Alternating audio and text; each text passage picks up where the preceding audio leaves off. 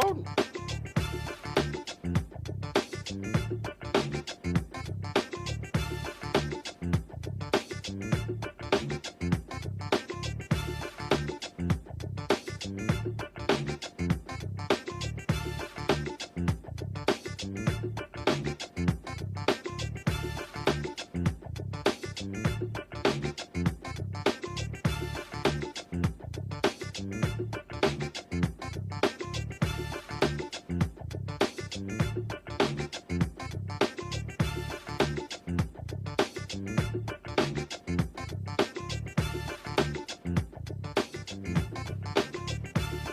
Blackstar Network is here. Oh, no punch! I'm real revolutionary right now. Thank you for being the voice of Black America. All momentum we have now, we have to keep this going. The video looks phenomenal. See, there's a difference between Blackstar Network and black-owned media and something like CNN. You can't be black-owned media and be scared. It's time to be smart. Bring your eyeballs home. You dig?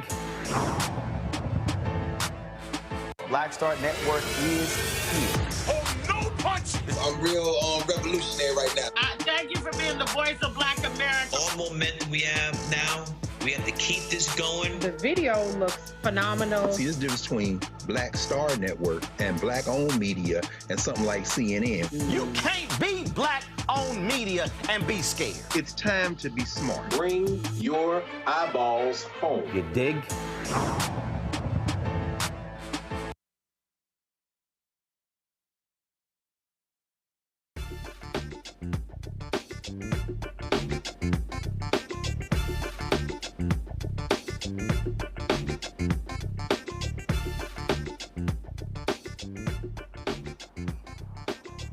Hey folks, today is Monday, October 21st, 2024. Coming up on Roland Martin Unfiltered, streaming live on the Blackstar Network. I'm live in Dallas, Texas, here at Friendship West Baptist Church, one of the early voting sites here in Dallas County. We're going to show you long lines happening all day. Also, some computer issues caused delays all across the county. And so you'll hear from Congresswoman Jasmine Crockett. Also, we'll be chatting with Reverend Frederick Douglass Haynes III, pastor of Friendship West Baptist Church. We'll be also chatting with officials all across the county and the state, getting a sense of what's happening today. Again, today, the first day of early voting here in Texas. Also, today's show, Vice President Kamala Harris, who was actually in Wisconsin, sitting down with Republicans, Liz Cheney and others, as they are making the case for her to be the 47th president of the United States. Donald Trump continues to tout he wants to give police 100% immunity. We'll tell you about that as well. Also, Vice President Harris was in Atlanta yesterday at New Birth Baptist Church with Pastor Jamal Bryant. We'll show you some of what took place as well as they also celebrated her 60th birthday. Folks, lots to talk about. It's time to bring the funk. I'm Roland Martin Unfiltered on the Blackstar Network, live in Texas. Let's go. He's got it. Whatever the miss, he's on it. Whatever it is, he's got the scoop, the fact, the find. And when it breaks, he's right on time and it's rolling. Best believe he's knowing. Putting it down from sports to news to politics. With entertainment just for kicks, he's rolling.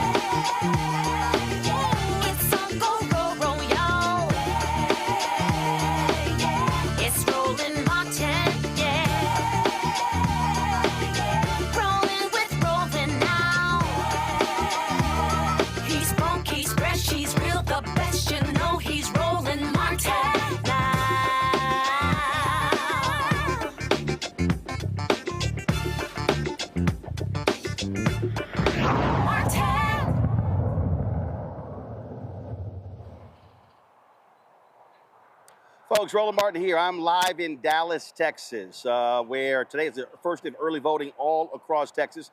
I'm standing here at Friendship West Baptist Church, one of the early voting locations here in Texas. I'm going to step aside now, guys. Don't go to that video yet. Don't go to that video yet, please. Don't go to that video yet. Okay, pull out, come back. So here we go. I'm going to step aside. So as you see, folks are still in line. This has been the case since polls opened this morning. It's been a steady stream of folks in line here at Friendship West Baptist Church. but this has been the case all over Dallas County. Earlier, I traveled to 5 different early voting locations. This was one of them with Congresswoman Jasmine Crockett. And so so again, folks have been in lines, turning out. We saw what happened, of course, when early voting kicked off in Pennsylvania, in Michigan. First of all, Pennsylvania, then of course in Georgia, record numbers there as well. And so now Texas has the opportunity. Of course, Vice President Harris is running behind Donald Trump here in Texas. You've got a seriously contested U.S. Senate race between Senator Ted Cruz, Congressman Colin Allred. That is happening as we speak. And so earlier had an opportunity to go to Disciple Church at one of the early voting sites. Guys, go ahead and run that video. And of course, I got a chance to also chat with some folks in line. So let's go ahead and, so yeah, that's Disciple Church right there. And so go ahead and just turn that audio up. We'll see what folks had to say at that location. Hey, what's happening? What's happening?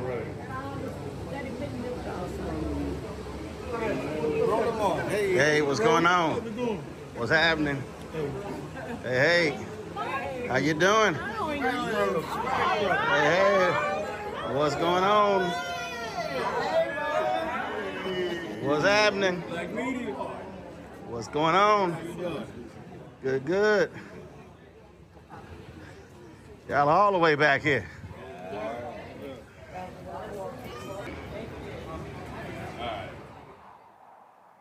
Now, while I was there, I chatted in line. I also got a chance to talk to some of those folks, and they shared their thoughts about today's first day of early voting. The voting. What you got? Why you out here? Roland, I'm out here to vote, to make sure my vote counts. And what do y'all say to the brothers who are considering sitting at home on the couch? You doing your whole country. You doing the people that look like you a disservice. Being a father, a girl dad of 2, I'm voting for my daughter's freedom Productions. You know, she should have. You know, my daughter should have the right to make their own decision about their body, not no government. And that's why I'm out here voting. All right then. Y'all here in line. We're here in line to vote. It's important that you go out and vote because every vote counts, especially for Sister Harris. All right. What you got? Time to vote for Miss Kamala Harris. I'm voting straight Kamala Harris and her Vice President, and all down the line. All righty. Cool. What you got? I'm here in line. I refuse to go back. Shucks and pearls all day. All right. All right then. We got this. All right. Just vote. Get out and vote. All right. Get out and vote. That's it. Do it early. That's it. Let's vote. All right. What you got to say about voting? Hey, we all should do it. We got to get it. We got to turn out. We got to turn out. Everyone has to turn out and make sure this election go right. We're going to make a difference. We're going to make a difference. Ready to get you a new hat to say 47? Harris? As soon as we get here. We're trying to make every vote count. I'm here for that. Look at this. Even Omega's voting. Even Omega's voting. You know what time it is. And we always vote. We try to get first in line, but we can't always get in the front. That's okay. Yeah, that's the Alpha's already in front. I hear him. I knew he was going to take we were here at 8 o'clock, so. You was here at 8 o'clock. We here. I'm a Delta, and we're here. All right. See, even my sisters are here. All right. Delta's have it. All right. Ready to vote. Yeah. All right. Any thoughts? Anybody wants? You got warrants or something? Why you ducking? Why you ducking? Are you ready to vote, brother? Yeah, I'm ready to vote. All right. Yeah. And looks like you said so things have been on and popping since early this morning. Hey, man, as soon as they opened up, they came out, and they've been doing it ever since. It hadn't slowed down yet. Gotcha. So how does it make you feel to see folk coming out on this first day? You know what? It makes me feel proud. I mean, one thing I can say about this southern section of Dallas County, they come out and vote, and today, I think they've taken it to a whole nother level, and it's needed. And so I'm excited about it. And also, lots of brothers in line. A whole lot of brothers in line.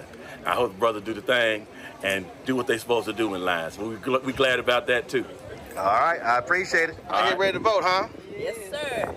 All right, and you said how old is she? 88. And you got your Kamala shirt. Let me zoom in on that. I want everybody to see this. All right. Her name is Esther Boston. Esther Boston? Esther Boston. All right then. So Esther, I was talking to a woman in North Carolina. She was 89, and she said, I never thought I'd see a woman president. She said, I got to vote. Right. And that's why I'm wearing my shirt. Let everybody know I am voting for her. All right then. We got her back. All right. Y'all take care. Thank you. All right, folks. Again, that was some of the folks who were here in Dallas County. Joining me right now, though, is Tarrant County Commissioner Lisa Simmons. She traveled over here to chat with us. Step right on in here. Commissioner, come on, step in right here. There you go. All right, then. So glad to see you. What's the latest? How do things go today in Tarrant County? Tarrant County, so far, so good.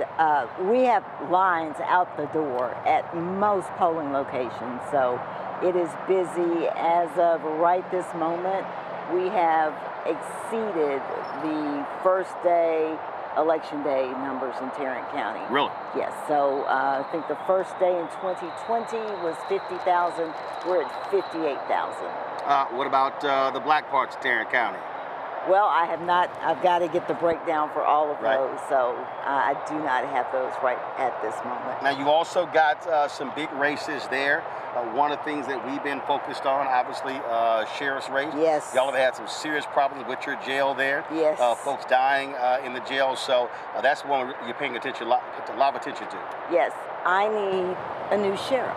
Our sheriff is deadly, and if people aren't paying attention, we have a MAGA sheriff. And he is deadly. He does not know. He has two things to do constitutionally. That is run the jail and patrol the unincorporated areas, and he's not doing either of those well. What else are you looking at this year? I am selfish, so I'm looking at the county level. There is a woman in South Lake, Colleyville, Northeast Tarrant County. It's going to be a hard road to hoe, but if we could get Laura Lehman elected, then that would change the trajectory of this county. But we've got state races, state representative races that are have razor thin margins, and if people just turn out to vote, we could win those races. We don't have to ask anybody for anything anymore. And then, of course, what that does is if you have those state representative races, then what you're also doing is you're changing the dynamics of the Texas legislature. Absolutely. And so I can contact my state reps and say, hey, this is what we need at the county level, instead of getting pushback. Pushback, MAGA politics injected at the county level, and of course the state level. Are you seeing groups on the ground turning folks out, doing lots of door knocking, lots of canvassing? Yes, I am so proud of the Tarrant County Young Democrats. They have gotten out there, and they're young people, and they're doing the work. They're on the phones, they're on the doors, and so that's what we need to see. I was at the University of Texas at Arlington this morning because, as you'll recall, it was my county. The Republicans initially on my county commissioner's court that wanted to eliminate polling places on the college campuses. And so we were able to defeat that.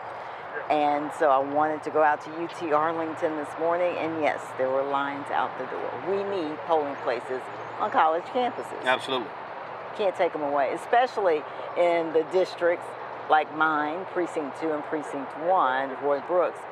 We have the largest number of minorities in our precinct. So why? Well, but that's also why they're taking away. That's why they're taking let's away. Be real clear. They wanted to take away TCUs, but then they looked, and then they thought, no, we'll keep the one at TCU.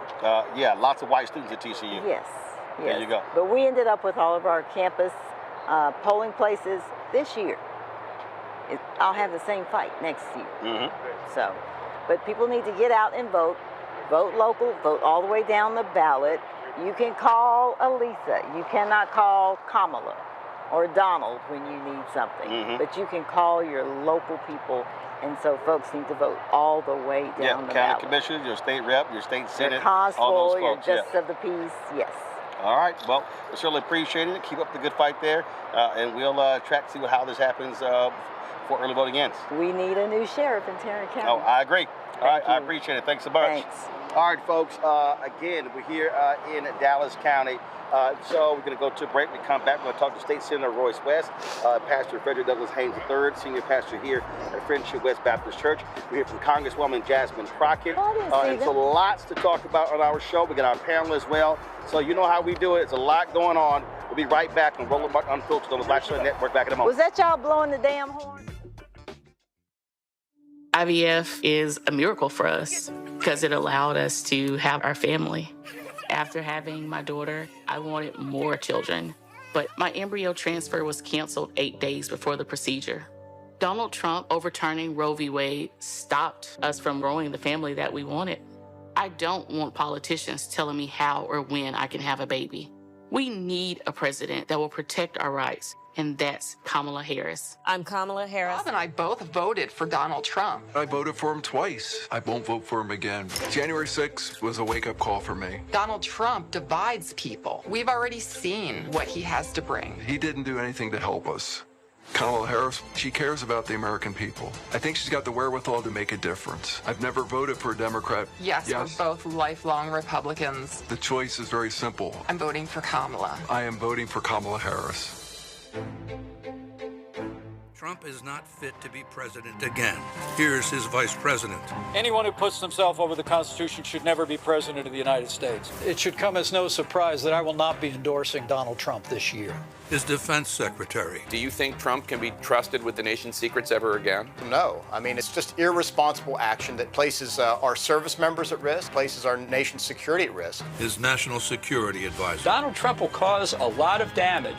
The only thing he cares about is Donald Trump. And the nation's highest-ranking military officer. We don't take an oath to a king or a queen or to a tyrant or a dictator. And we don't take an oath to a wannabe dictator. Take it from the people who knew him best. Donald Trump is a danger to our troops and our democracy. We can't let him lead our country again. I'm Kamala Harris, and I approve this message.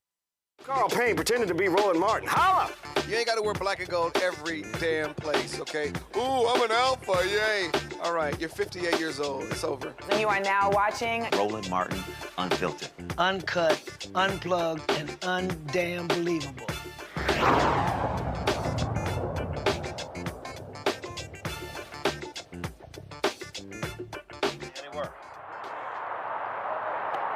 All right, folks, welcome back to Roland Martin Unfiltered. We're here at Friendship West Baptist Church in Dallas, Texas. 90 minutes left before the polls close for the day. Joining us right now is Pastor Frederick Douglass Haynes III, senior pastor here. It's been busy all day. It's been awesome. And, of course, it kicked off yesterday. I need y'all to know about my frat brother, Roland Martin, that he has a job, a good job. He owns a whole business, but he also wants to pastor a church. He preached here at Friendship West yesterday. He preached at Friendship West yesterday, and people were texting me. I'm at Howard University trying to handle business. At Howard Homecoming. And Roland Martin preaches in such a way that people are saying, give him his license and ordination and installation right now. So I just need y'all to know, Roland is trying to get another job. Tell him we need him doing this. But very seriously, man. First of all, let me tell y'all what really happened. I called Fred and say, hey, let's do a GOTV event in Dallas. And then he was like, oh, that's great. You can do the 10 o'clock service. And he's just talking. And I was like, what did you just say? So he just slid that in. You know, I'm being ranking, so that works perfectly. You can come in, do 10 o'clock, and everything be good. And I was like, I know he didn't just do that. I'm like, yeah, I'll go ahead and handle it. So, you know, that's what happened. And it worked. It worked because the beautiful thing is he preached powerful message. It was all good. Thank you. From Deborah to Kamala, and then the peeps came out. And today we are setting records in terms of voter turnout. It's been over 1,000 right here at Friendship West today. My boy Marcus King at DC3 Church, again, over 1,000 there. So the people are turning out. And I can't tell you how many were basically inspired by what you shared yesterday. And so I think that's very important that we got a running start. And we've had a number of our local elected officials, Divine Nine, organizing to make sure that we bank the vote and get it out early. And so that's why today has been so hot, because the message is bank the vote. Go ahead and get it in today. It's been hot, but it's also been a little slow. I got caught up with Dallas County Commissioner John Wiley Price over at the MLK Center in Dallas. He told me that, so this new computer system, they upgraded to the gold package. He said, but the problem is the new computers are slower than the old computers. So that's a vendor problem. And it wasn't just in the black areas of Dallas County. It was all over Dallas County. And that was a problem today. So they're also trying to get that fixed. And so that's also one of the reasons why lines were taking so long. I actually stood in line to vote here, and it was an hour. And they got 25 machines in there, so it should have been a lot faster. But unfortunately, that's the issue that's happening with the vendor. One of the things that you've really been focusing on, and you put a video together, and they sent to me earlier, where you had a message specifically for black men, and you had some critical comments. We ain't even gonna mention them fools' name, but you had these two ignorant former NFL players supporting Trump, just insulting Vice President Kamala Harris. You got Lord Jamar, this rapper. He made some comments after he got a lot of pushback. Then he apologizes after doubling down on it, and that's what's, to me, what's insulting when you got black men. And as you said, y'all got black mamas, black sisters, black aunts, and black nieces, but you're gonna say this about a sister in support of without a doubt, a white nationalist, white supremacist in Donald Trump. Exactly, and again, they have black mamas who they need to apologize. They have black teachers who help them to get wherever it is they are, and I'm concerned that CTE has taken such an effect on them, infecting their minds, that they would say something insulting that I would never say about a woman, period, but especially a black woman. But I don't want to give attention to them, as you said, because you got too many brothers out here who are doing the thing. You have too many. There was a lot of brothers who were in line today. Come on, bro. Young brothers, too. Come on, young brothers, too.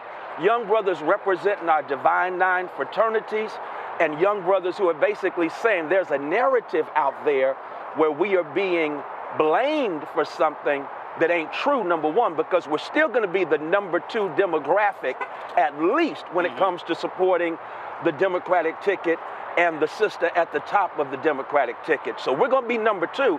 And so the question is, why are we going in on black men but not white men, not white women? Black men are going to show up in good numbers. They're already doing it. And again, I was at Howard yesterday. Young brothers at Howard told me, on top of young brothers, I don't know why they're talking down to us like that. And thank you for what you said about one former president who was talking down with the wrong tone and the wrong message. Young brothers at Howard are saying, don't talk down to us, just engage us. We have an agenda too. At Howard, they're saying, we have an agenda. We just want to have our agenda addressed. And what has Kamala Harris been doing? She's been addressing an agenda for black men. So we're going to show up. I was on ABC. I did MSNBC, actually did ABC and MSNBC from the church yesterday. After preaching. And they were asking me about it. And I said, first of all, hold up, y'all. She ain't new to this. Come on. I had to remind them that Vice President Harris sat with there was a dinner in November 2023. I said, she had an opportunity agenda. She went all around the country. I said, y'all just weren't covering it. That's right. I said, so don't act like she's just talking about a black agenda and issues related to black men. I said, she's been doing that really the whole presidency. I said, but definitely over the past 10 months. I said, y'all simply haven't been covering it. Thank you. And see, that is why what you do is so important, because you've been covering this.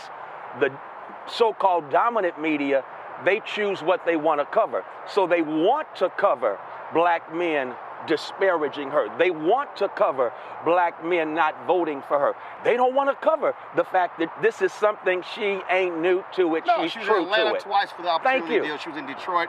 She was in Charlotte. I was there in Atlanta. I was there in Detroit. And so she's been there. We covered those events. So to act like it didn't happen, to me, is just nuts. It's nuts, and it's, again, a reflection of the fact the mainstream media chooses what they want to cover and what they don't want to cover. And for them, it makes news to say black men ain't supporting a black woman. You also got a huge race here in Texas. You've got a U.S. Senate race with Senator Ted Cruz, Congressman Colin Allred. Right. That's also a major issue. Then, of course, you've got the congressional races. But really, you know, the thing that I keep saying, first of all, we're in a state that has the largest number of eligible black voters in all of America. In the country. And what I keep saying on this show and everywhere I go, if black people voted our numbers, oh man, if we hit at least 70% of our eligible voters, we sweep elections. It's over. It's over. If we hit 70, right? If you hit 70% in Fort Worth, and then in Dallas, and then in Houston, and all across the country, all of a sudden you're talking about thousands upon thousands of votes. You change races, and you change the makeup of the legislature. Republicans would not have a supermajority. You change the makeup of the House. You would have Hakeem Jefferson, Speaker of the House. And you would have more black folks elected statewide as United States senators. That it changes the game. You're going to be interviewing an Omega later on, Royce West. He's been telling us this around the state of Texas. We have more eligible black voters than any state in the country. That changes the game. Imagine if Texas goes blue. Texas, Royce West says, is used to be blue. Thank you. Ann Richards. Used to be completely blue. Lloyd Benson, If Texas goes blue, it changes the electoral college makeup. All we have to do is organize and mobilize and energize the black voting base here in Texas, and all of a sudden, they ain't talking about Georgia, they're talking about Texas. And so what we have to do is energize a base and let them know Texas is not a red state, it's a voter-suppressed state, and that's a big difference. Well, of course, when you had Beto O'Rourke, who ran against Greg Abbott in 2022, 75% of all voters 30 and under did not vote. 75%. That's crazy. That's crazy. Again, they vote election changes. Yeah, they vote. But again, when you're changing the rules midway, when you have the 2021 session in Texas that basically targets, we're going to make sure Harris County can't do what they've been doing. We're going to make sure that Harris County can no longer vote long after the hours when people are still in line. Stop the 24-hour voting. Come on, Doc. And in fact, I was talking to someone earlier, they literally changed the voting hours for Dallas and Harris County and not the other 250 counties. Thank you. Because again, it's not a red state. It's a suppressed voting state. And so what we have to do then, if they're going to play that game, we got to play chess ourselves and organize, mobilize, and do what we, again, tried to do with you yesterday, having you here, getting us out. And if we spread this around the state, it's a wrap.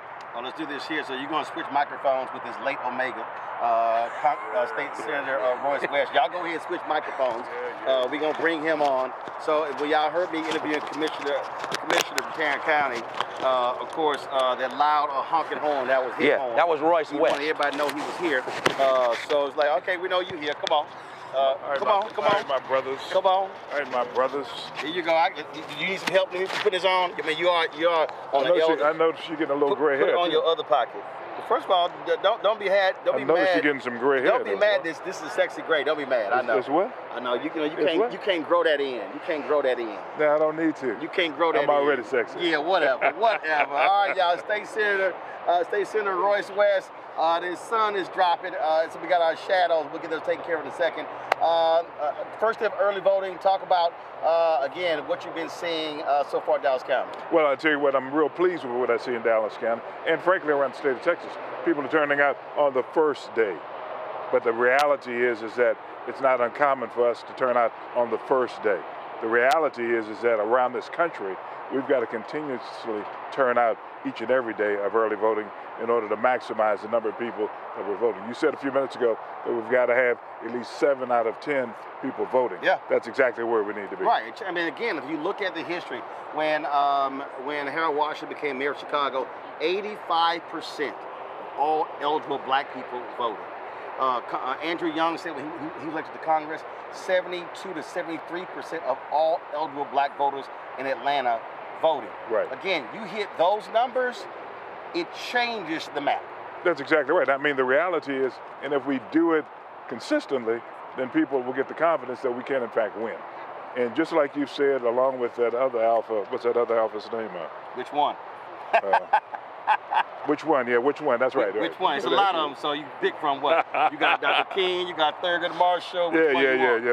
Which one you want? Yeah. I want all of them. Oh, you want? Okay, all right. I'm just checking. All good men. That's true. You're right. Absolutely. You're right. But I mean, the reality is this: we've got to have a sustained effort, and once we get that sustained effort and people see it, then it's going to be a commonplace for people to vote. But we're not there yet for some reason in 2024. But that's why what I keep saying to folks about ground game. Our money has to be in the ground game. And I get, again, I'm not saying don't give the campaigns. The rally is we got to have groups that are going door to door, precinct by precinct, who are canvassing our neighborhoods. Everything cannot be won with television commercials. Well, I agree with you 100%. But you know, again, in order the state is the largest state of Texas, you still have to be on television. Absolutely. But you still have to have a ground game in the right areas in order to make sure we turn out to vote. Well, of course, this county, 254 counties, state, 254 counties. I think Dems have parties, county Democratic Party, only about 81 or 80 some odd, and so that's also part of the issue. It is part of the issue. And so, which is also what I keep saying nationally. What happened in Georgia has to happen in Texas, in Louisiana, to maximize the numbers. Well, here's the deal. We've got to have a rural game also. Yeah. We just can't have an urban and a suburban game. We've got to have a rural game also until we maximize the number of locations that Democrats are in, getting volunteers in those particular areas to do the canvassing that you talked about. We're going to continue to be second class in the state of Texas and other states where we don't have the maximization. All right, Senator Royce, I appreciate it. Thanks a bunch. That's called the fly-away signal. That means your segment is over. That's the fly-away signal. Going to a break. We'll be right back on this Alpha Show. Roland Martin Unfiltered on the Blackstar Network. Yes, my son. Here's a 78-year-old billionaire who has not stopped whining about his problems. Oh, she had a big crowd. Oh, the crowd. This weird obsession with crowd sizes. It just goes on and on and on.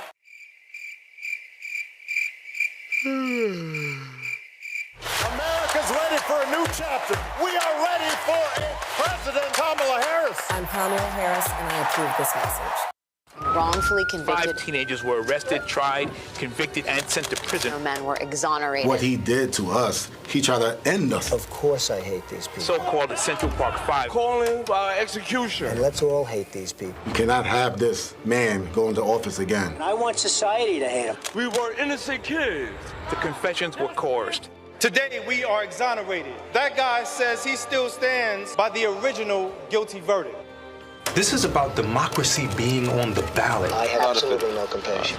Look at Kamala. She represents the kaleidoscope of the human family. There's something different happening in America. We will get the opportunity to build a future where we will be able to thrive and not just survive. Jill Stein, Green Party candidate for president.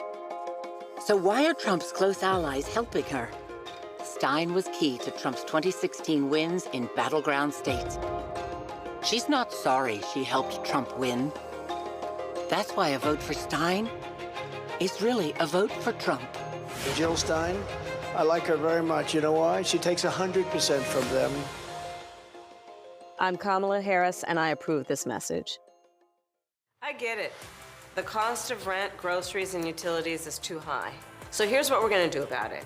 We will lower housing costs by building more homes and crack down on landlords who are charging too much. We will lower your food and grocery bills by going after price gougers who are keeping the cost of everyday goods too high. I'm Kamala Harris, and I approve this message because you work hard for your paycheck. You should get to keep more of it. As president, I'll make that my top priority.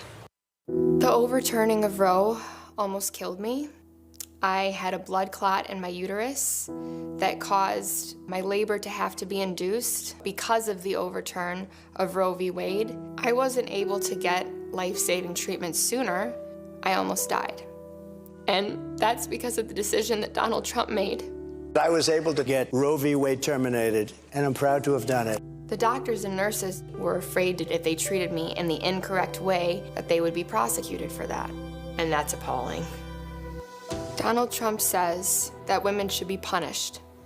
Do you believe in punishment for abortion? There has to be some form of punishment. For the woman? Yeah. I believe that women should have reproductive freedom to make the choices about their own bodies. 4 more years of Donald Trump means that women's rights will continue to be taken away one by one by one by one. This has to stop because women are dying. I'm Kamala Harris, and I approve this message. It's really rich for Democratic leaders to say that Donald Trump is a unique threat to democracy when he peacefully gave over power. He is still saying he didn't lose the election. I would just ask that. Did he lose the 2020 election?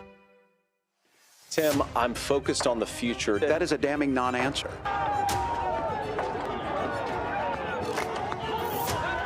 America, I think you've got a really clear choice of who's going to honor that democracy and who's going to honor Donald Trump. Winners never back down from a challenge. Champions know it's anytime, any place.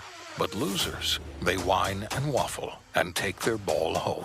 Trump now refusing to debate a second time. He did terribly in the last debate. He's so easily triggered by Kamala Harris. Well, Donald, I do hope you'll reconsider to meet me on the debate stage. If you've got something to say, say it to my face. I'm Kamala Harris, and I approve this message. Kamala Harris has never backed down from a challenge. She put cartel members and drug traffickers behind bars, and she will secure our border. Here's her plan. Hire thousands more border agents, enforce the law and step up technology, and stop fentanyl smuggling and human trafficking. We need a leader with a real plan to fix the border, and that's Kamala Harris. I'm Kamala Harris, and I approve this message. When you talk about blackness and what happens in black culture, we're about covering these things that matter to us, speaking to our issues and concerns. This is a genuine people-powered movement. There's a lot of stuff that we're not getting. You get it, and you spread the word. We wish to plead our own cause. Too long have others spoken for us. We cannot tell our own story if we can't pay for it. This is about covering us. Invest in black-owned media. Your dollars matter. We don't have to keep asking them to cover our stuff. So please support us in what we do, folks. We want to hit 2,000 people, $50 this month, raise $100,000. We're behind $100,000, so we want to hit that. Y'all money makes this possible. Checks and money orders go to P.O. Box 57196, Washington, D.C. 20037-0196. The Cash App is $RM Unfiltered. PayPal is R Martin Unfiltered. Venmo is RM Unfiltered. Zelle is Roland at RolandSMartin.com. Hatred on the streets, a horrific scene, a white nationalist rally that descended into deadly violence. White people are losing their damn minds. As an angry pro-Trump mob storms the U.S. Capitol, we've seen We're about to see the rise of what I call white minority resistance.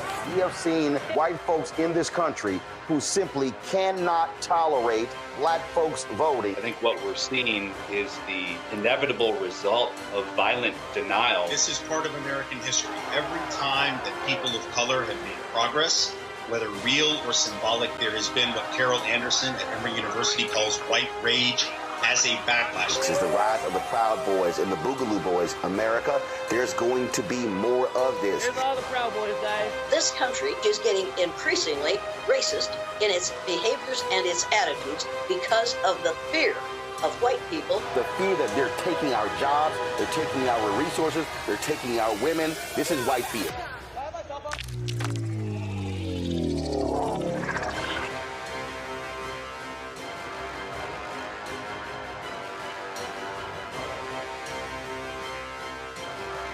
Kamala Harris has never backed down from a challenge. She put cartel members and drug traffickers behind bars, and she will secure our border. Here's her plan. Hire thousands more border agents, enforce the law and step up technology, and stop fentanyl smuggling and human trafficking. We need a leader with a real plan to fix the border, and that's Kamala Harris. I'm Kamala Harris, and I approve this message. Hello, I'm Marissa Mitchell, a news anchor at Fox 5 DC. Hey, what's up? It's Tammy Roman, and you are watching Roland Martin Unfiltered.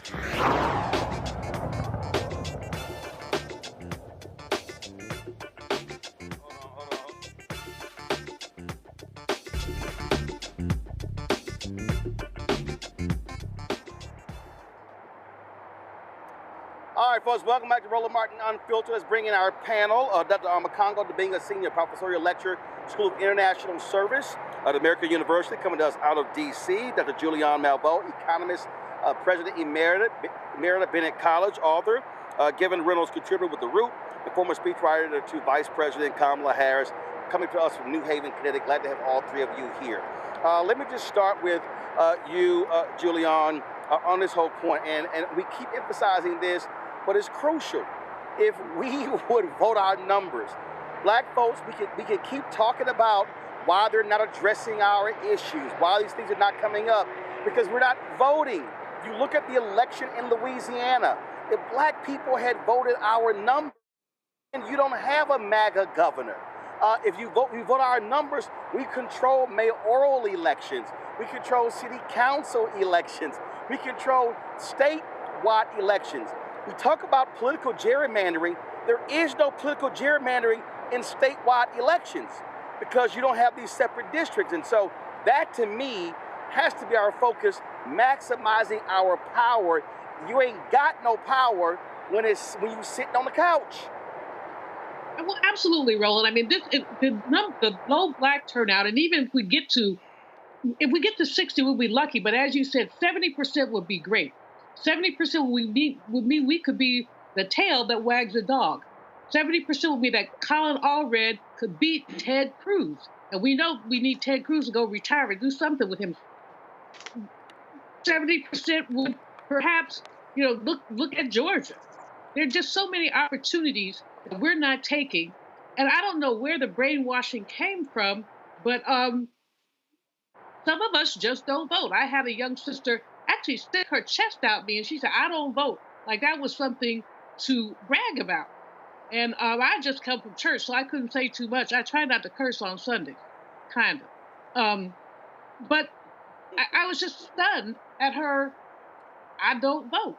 But there are a lot of younger people who don't think their vote makes a difference. Well, we know how votes make a difference. We know what the Orange Man did to the Supreme Court. We know what he did to our economy in terms of giving all those tax breaks to wealthy people and increasing our deficit. We could go down the list. But there are some people who are myopic. I don't know where it came from. One thing is we don't teach civics in schools anymore. That's been one of the things that was early cut.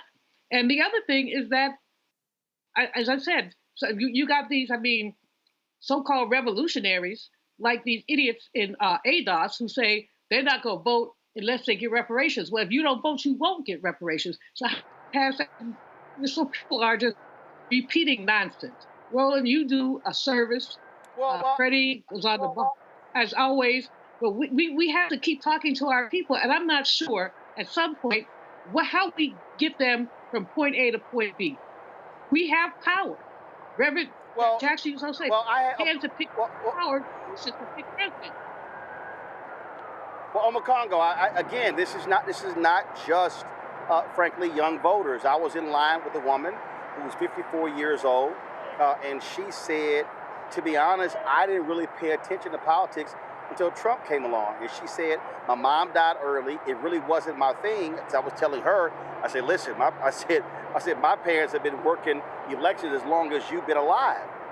And so we have that.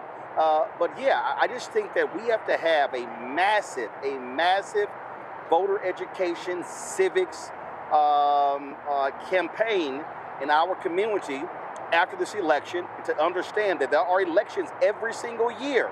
It's not just one. We got to be in the game in every single one of these elections. Yeah, absolutely. And shout out to what we do here at the Blackstar Network, Roland, because you've always made this a priority.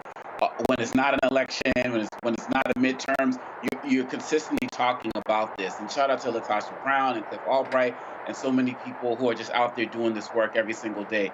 My hope is, when I'm seeing on these college campuses as well, is that this new generation of, when I say new generation, of people who, like my daughters voting for the presidency for the first time, I feel like with somebody like Vice President Harris on the ticket, the way that people are getting engaged, I do believe that this could be an election where we can actually start, especially if she wins, we can actually start turning the tide as it relates to staying consistent, staying engaged, understanding that it's not just about voting for president. You got to show up at every level, like with all of the guests that you had in the first part of this show. And we have to do this. And because what you said, Roland, in your segment, in your interviews earlier, when you said that they're voter suppressed states, people really need to understand that like to the woman who put their chest out in front of Dr. Malveaux, that people are actively working to make us not vote, to make us not see the interest in voting, to make us not understand our power in voting. They're targeting us with all of these ads because they understand our power. And at some point, we got to understand our power too. Like you said, the 54-year-old lady you talked to, the older people. And so when you're out there in line, Roland, that stuff's getting the replays on YouTube. You talk to those two brothers who are talking about being girl dads like myself, also have a son but 2 daughters as well. They speak for me as well. And so the more we keep telling these stories, the more we keep showing people showing up, the way people like you and others are going at celebrities who are, challenging people like Lord Jamar and people who are saying ignorant stuff. This is the time to not only stand up now, but to put something in place that's really going to have a new level of activism going forward. Because I think with Dobbs, with Trump and what's going on, people are finally starting to understand that they have to show up every time or we're going to just keep losing. Absolutely. Again, what I think, Gavin, what people have to understand is we're talking about power. Politics is about power. It's about controlling resources. It's about being able to have public policy, controlling the politics. And that's what people have to understand, that when you check out the process, you're allowing other people to be in control of a system. Absolutely. And when we as a community choose to keep ourselves on the sidelines, there's just no excuse for that. But what I do think this comes down to in so many ways, and Dr. Malveaux and Omokongo both hit on this, is the lack of civics education in this country. And I think this is detrimental for a number of reasons. But the fact that a lot of our people don't understand how our government works, it means that, let's say they may have voted in the past, but if they haven't seen the results that they were hoping for, without that understanding of the barriers and the roadblocks that stand in the way of making political progress in terms of at the local level, at the state level, at the federal level, what it means that we have 3 branches of government where the president can propose a bill and ultimately sign a bill, but can't just enact a bill, because he or she wishes to. I think because we don't understand that always, it makes us jaded and disenchanted with the whole process. But if we equipped our young people with the information and the knowledge of how our government works, then I think there'd be more of that recognition of, okay, I need to stay engaged, not just because with one election I didn't get everything I wanted, but I have to keep my foot on the gas. And we as a community have to do that. But Roland, it's more actually than just voting. You talk about power, and I think that hits the nail on the head, because it's more than just showing up and voting, but it's then holding our leaders accountable through our power once they get into office. And that includes by what we do with our resources as a community. Are we engaged in terms of organizing fundraisers, giving donations to candidates who advance our interests, showing up to town halls? These are all ways where we can exercise our power. And by doing that, those in power can't help but recognize the power that we have and advance our interests as a result with the power that they have. So I think it just requires a full understanding of how our process works. And it requires us to be engaged, not just in terms of voting, but in terms of donating, getting involved, and showing up, not just when there's an election happening. Indeed. All right, folks, going to go to a break. We come back, more from Dallas, Texas. Later we hear from Congresswoman Jasmine Crockett who was traveling around to various early voting sites as well. I got a chance to catch up with her, so we'll hear from her. Folks, you're watching Roland Martin Unfiltered right here on the Blackstar Network. Hey, support the work we do by joining our Breonna Funk fan club. While I was out here, let me shout out Aubrey Lee. He came by and asked me to sign his copy of White Fear, and he dropped off his donation to our show. And so I appreciate that. I had some folks who were handing me cash when I was in North Carolina, when I was in Pennsylvania, and so we appreciate all of them as well. So you can support our work. Folks, the work that we do, we don't have millionaires and billionaires sending us checks funding this. We're doing it ourselves. And so your donations play a critical role in helping us. The folks at Cash App continue to trip out with their app. So do this, send your check and money orders to P.O. Box 57196, Washington, D.C., 20037-0196. PayPal is R Martin Unfiltered. Venmo is RM Unfiltered. Zelle, Roland at RolandSMartin.com. Roland at RolandMartinUnfiltered.com. We'll be right back. Wrongfully convicted. 5 teenagers were arrested, tried, convicted, and sent to prison. No men were exonerated. What he did to us, he tried to end us. Of course I hate these people. So-called Central Park 5. Calling for execution. And let's all hate these people. You cannot have this man go into office again. And I want society to hate him. We were innocent kids. The confessions were coerced. Today, we are exonerated. That guy says he still stands by the original guilty verdict. This is about democracy being on the ballot. I have absolutely no compassion. Look at Kamala. She represents the kaleidoscope of the human family. There's something different happening in America. We will get the opportunity to build a future where we will be able to thrive and not just survive. Jill Stein, Green Party candidate for president. So why are Trump's close allies helping her? Stein was key to Trump's 2016 wins in battleground states. She's not sorry she helped Trump win. That's why a vote for Stein is really a vote for Trump. Jill Stein, I like her very much. You know why? She takes 100% from them. I'm Kamala Harris, and I approve this message. Kamala Harris has never backed down from a challenge. She put cartel members and drug traffickers behind bars. And she will secure our border. Here's her plan. Hire thousands more border agents, enforce the law and step up technology, and stop fentanyl smuggling and human trafficking. We need a leader with a real plan to fix the border, and that's Kamala Harris. I'm Kamala Harris, and I approve this message. He told us who he was. Should abortion be punished?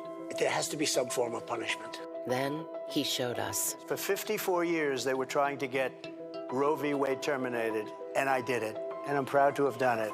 Now Donald Trump wants to go further with plans to restrict birth control, ban abortion nationwide, even monitor women's pregnancies. We know who Donald Trump is. He'll take control. We'll pay the price. I'm Kamala Harris, and I approve this message. I get it. The cost of rent, groceries, and utilities is too high. So here's what we're going to do about it. We will lower housing costs by building more homes and crack down on landlords who are charging too much. We will lower your food and grocery bills by going after price gougers who are keeping the cost of everyday goods too high. I'm Kamala Harris, and I approve this message because you work hard for your paycheck. You should get to keep more of it. As president, I'll make that my top priority. Hello, I'm Paula J. Parker. Truly proud of the Proud Family, Louder and Prouder on Disney+. And you're watching Roland Martin Unfiltered.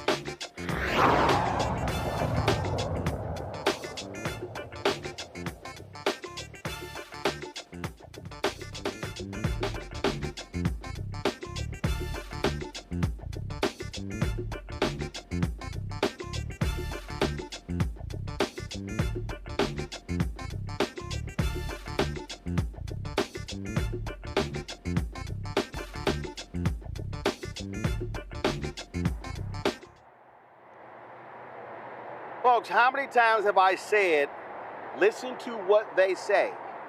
To any black man or black woman out there considering voting for Donald Trump, this man has made it clear that he is going to allow cops to do whatever they want if he becomes president again. This is what he actually said in a recent town hall. Listen to this. Actually, this is on C-SPAN. So, Jim, one thing we're going to be doing, and we're going to be doing it strongly, and I've wanted to do it and looked at it for a long time, but we have to do it. Immunity for some of these places. You said you have 14 people and you don't believe maybe one or two. I mean, maybe some are guilty of something, but I would bet you a lot of them aren't. And they're going through hell, and their pension's going to be gone. Frankly, their family's going to end up being gone, their car, their house, everything. So we want to do immunity. We also want to call for the death penalty for anybody killing a police officer.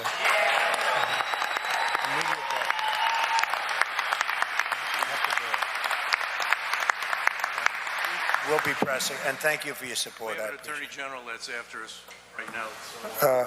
You have I know your Attorney General. But most of these guys that do get found innocent are bankrupt by the time. So. That's right. If they're innocent, they have no money left. That's right.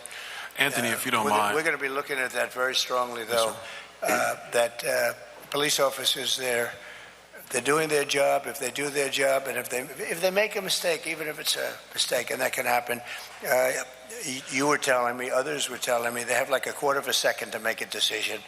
You would have a hard time with that. I mean, literally a quarter of a second to make a decision, and if it's the wrong decision, their life is over. And we have to help people out now. It's time, so we're going to do the immunity thing, and we're going to fight alongside of them. We have to. We have to stop being politically correct. And you're always going to have some bad apples, but they are very, very few. How many of the 14 would you say would be innocent? Innocent, probably about 10 of them. All right. Well, and maybe the others are overcharged. They're still out of work. Yeah. It's pretty tough stuff. It's happening all over. It's very expensive to defend yourself. Well, they're afraid to do their job, too. Right. They want to do their job, but they're afraid to do their job. We'll take care of it. Congo, you see this? No regard for the people who they killed. They don't care. And so if you are considering voting for Donald Trump and you cared about George Floyd, you cared about all these other black men, and we've covered these stories over and over and over again, you heard, the guy was like, well, maybe a couple actually deserved it, but the rest of them, they really didn't. Give me a break. There was no concern, no compassion for any of the folks who have been gunned down by these cops, even though they have been convicted. Then you heard the guy say, the rest of them have been overcharged. That is what America's going to look like with Donald Trump back in charge. And black folks had better wake up. Oh, absolutely. And even when we talk about the victims like George Floyd, we also have the living victims like the Exonerated 5, whose commercials you're running in every segment, again, showing Trump's depravity, still refusing to apologize, and the things that he did to them and that family. And look, this is also a guy who just a couple of weeks ago, what did he say at a rally? All you need is 1 hour of violence. That's all you need, and everything will be taken care of right then and there. Who do people think he's talking about as it relates to who that violence will be targeted at? This is a violent man. It's violence in his core. And when he was president, what did he try to say to his administrative people when we were protesting down in D.C.? Can't we just shoot him in the leg or something like that? This is a man who is violent at his core. And if he has an opportunity to unleash it, we are going to be the first target. And I heard the officer or whoever he was talking to, he said, how many of them are innocent? And he's like, well, innocent, right? So it's like, come on, man. It's like, this is a hustle. And this is why they continue to endorse him. They don't want to talk about having retraining, putting themselves in positions where they actually have to not escalate situations like we saw with that Miami Dolphins player. They don't want to talk about that. They want to be able to get away with anything they do as it relates to killing us or harming us in any way, shape, or form. And not to mention the white supremacists who we know are joining the military as well as the police so they can do just that. Not to mention the people who are fired and go right down the street and get hired again because we don't have the George Floyd and Policing Act, which Vice President Harris supports and has helped orchestrate when she was a senator as well. This is real. This is real. And if you don't believe anything we are saying, just go listen to Trump's words. Stop saying, well, I don't take him seriously. Take him literally at everything he says because he means it, and he's already tried to do it, and we can't let it happen again. I mean, Gavin, it's sitting right there. This man does not give a damn about the people who have been impacted by police violence. all he cares about are those cops. And we know cops that have been absolutely guilty. Those individuals should be in prison. And what they have done to black families is beyond despicable.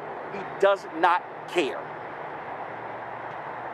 Usually when you have a non-incumbent running for president, they throw out all these policies and promises and plans, or in the case of Donald Trump, concepts of plans, and we just have to take their word for it. We just have to listen to what they say. But with Donald Trump, we can actually look back at what he did during his 4 disastrous years in office. So let's talk about that for a minute. There's this thing called a consent decree. Roland, we've talked about this on the show before. It's a powerful tool, for those who don't know, that the Department of Justice can use to get local governments to fix problems. Education, housing, but policing is a big one. President Obama, his DOJ entered into consent decrees 15 times with local law enforcement for police-related issues. Under Trump, his first Attorney General, Jeff Sessions, effectively banned the use of these consent decrees in law enforcement context altogether. So against the backdrop of what he's actually saying right now about immunity and what he's done, this is the exact kind of policy that we can expect under a second Trump term. But there's more. As we've been saying time and time again on this show, Donald Trump has vowed to bring back stop and frisk, to enlist local law enforcement to enforce immigration orders, to order the National Guard to act as police officers. But let's recall what the Biden and Harris administration has actually done in terms of police reform. For all federal law enforcement, banned the use of chokeholds, called for new standards that limit the use of deadly force, expanded the Obama administration's restrictions on the transfer of military equipment to local law enforcement. And while Trump wants to rescind all of that, Kamala Harris will actually build on the progress of the past 4 years to ensure that no one is above the law. That includes the president, but that doesn't mean she's going to be soft on crime. Obviously, we all know that. No, she's actually prosecuted violent criminals, removed guns from the streets, taken down gangs, and as vice president oversaw $15 billion in investments in local law enforcement and community safety. So the contrast here, Roland, last thing I'll say is it cannot be clearer, right? With Donald Trump, it's the same old law and order for everyone but himself and those in power, including police. But with Kamala Harris, it's actually about true public safety and accountability and ensuring that no one is above the law. Julian? You know, the notion that this man would give police officers immunity no matter what they do, we could call the roll and talk about just Breonna Taylor. We can talk about George Floyd. We can go back and talk about the brother in Oakland who was killed. There are just so many cases where actually these officers, it wasn't that they had a snap decision to make. It was that they were careless, stupid, and racist. That's what they were. When someone picks up their taser or their gun and thinks it's their taser, how much law enforcement training have you had? When someone kills a boy, kills a young man, I mean, beats him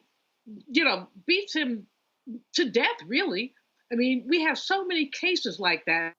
And so, and not to mention the exonerated 5 and the vitriol with which he went after them back then when the Central Park case happened.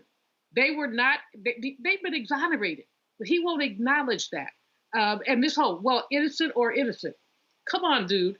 You think you innocent, even though you have 34 felonies. So let's just be clear.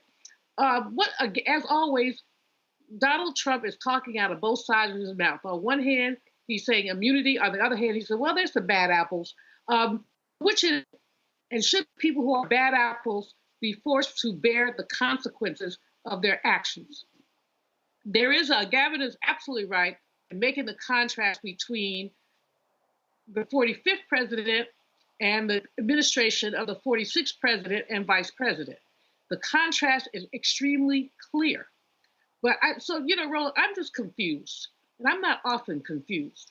But I'm not. Well, first of all, I'm not confused because he doesn't care about regular, ordinary people. He's shown exactly who he is, and so that's just a fact. So I'm confused about these black people who somehow are so delusional. I'm not. Something. I'm not. I'm not. There are people who only give a damn about themselves. And they say, well, hey, guess what? That's not me.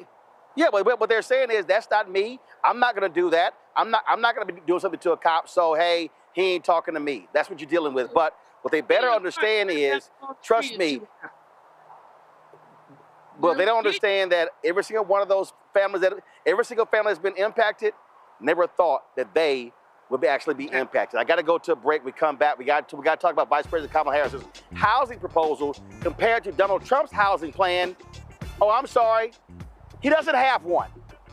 You're watching Roland Martin Unfiltered on the Blackstar Network live from Friendship West Baptist Church here in Dallas, the first day for early voting in Texas. I'll be right back. IVF is a miracle for us because it allowed us to have our family. After having my daughter, I wanted more children, but my embryo transfer was canceled 8 days before the procedure.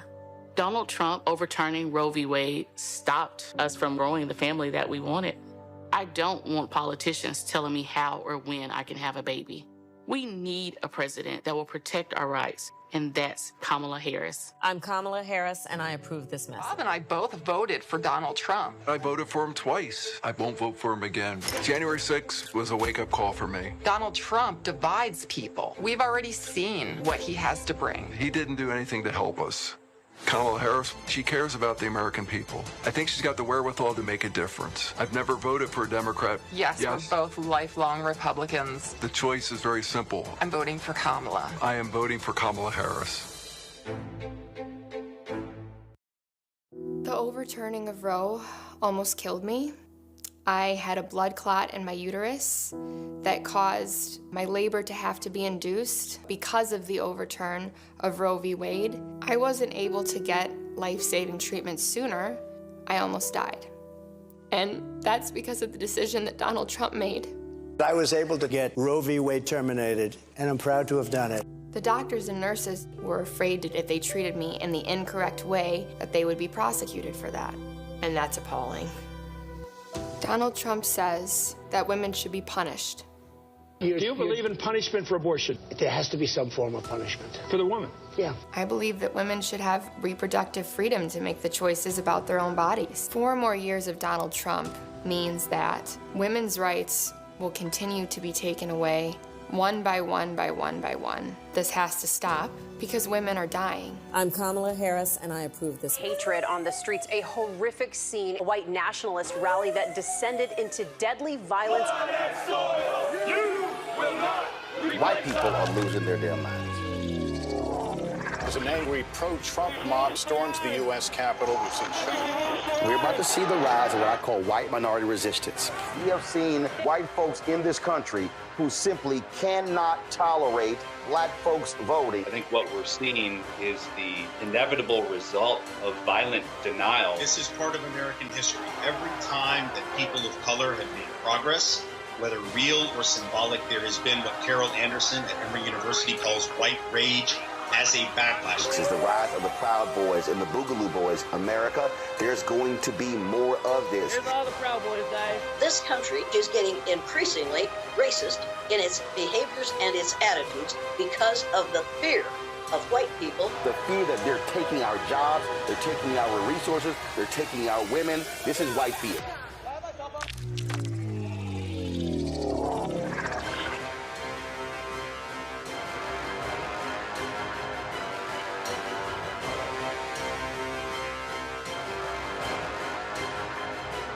IVF is a miracle for us because it allowed us to have our family.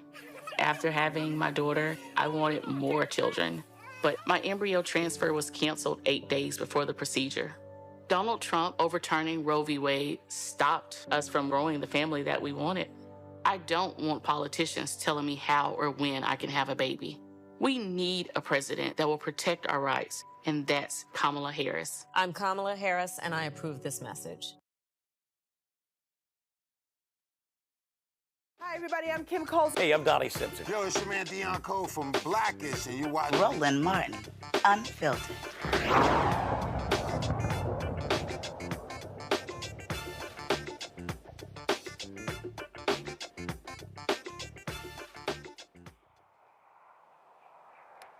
All right, folks, welcome back to Roland Martin Unfiltered here on the Blackstar Network. Let's talk about housing. There's a stark contrast between Vice President Kamala Harris and Donald Trump. Harris actually has a housing plan. Donald Trump doesn't even have concepts. He literally has nothing. We're going to play for you in a bit a soundbite with my interview with Vice President Kamala Harris a week ago. Let me right now, though, let's go to my next guest, David Dworkin, the President and CEO of the National Housing Conference, who joins us from Washington, D.C. David, appreciate it. Have you actually seen a housing plan from Donald Trump? Because I haven't. Well, I'd rather talk about her plan because it's actually one of the most detailed housing plans I've ever seen out of a candidate. Oh, yeah. No. We absolutely going to talk about her plan, but I'm starting out by making the point she actually has one. I haven't seen one from him, and it reminds me of 2012, David. I'll never forget, I'm on CNN, the Republican National Convention, and I get into this thing with John King, and he's like, well, no, Mitt Romney has a housing plan. And I'm like, dude, he doesn't. I literally wrote a column on it last week. And then Anderson Cooper's like, well, we'll sort it out. I'm like, no, we're not going to sort it out. I'm telling you, he doesn't have one. We go to the commercial break. They come back, and I go, hey, during the break, I check. He ain't got one. And so, and this is one of the most fundamental issues that impacting the country right now. People are complaining about high rent. When I interviewed the vice president, everybody keeps talking about the $25,000. I think the major part of her plan is the building of 3 million units because we have a deficit of housing stock in America. Well, that's absolutely right. And the reality is that the two major proposals that she has in her plan already have significant bipartisan support. And one of them, building more affordable rental housing, actually passed the Republican-controlled House of Representatives.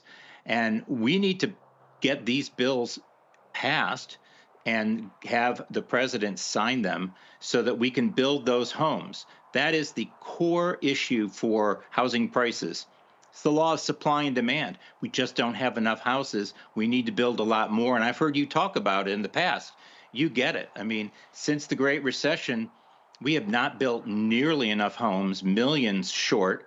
And the other piece of this is that we also lost a lot of home builders in the Great Recession, and we haven't really replaced that capacity. So we need to create more homes. We also need to build more companies and jobs. And frankly, that's where everybody needs to step up, and there's a huge opportunity to become a home builder these days, especially if you're already doing home repair or renovation. In fact, during the Congressional Black Caucus Foundation, ALC, I ran into a sister who's actually building micro homes on 75 acres in Alabama because this is an opportunity. I know of some churches that are looking to do the exact same thing, and so people are looking at creating different opportunities from traditional home builders. Yes, and there are churches around the country. I've been working with black churches for over 30 years on housing issues, and in Detroit and other cities around the country, people are really making a difference. They already own some land.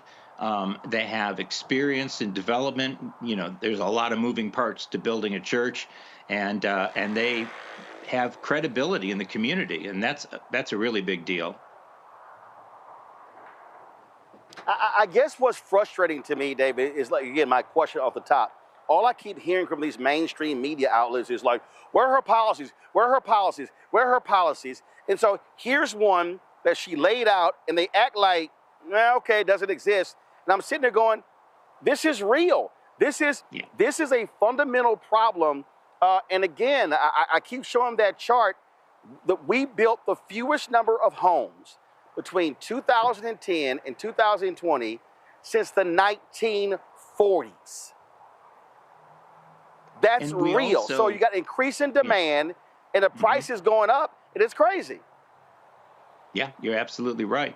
I have to say that we're a nonpartisan organization, but anybody who knows housing will look at that plan that she put out there and say, this is the most detailed housing plan from a presidential candidate in history. And she lays it out. She says exactly what she's for. Two of the major housing supply engines are already in bills and just ready to pass.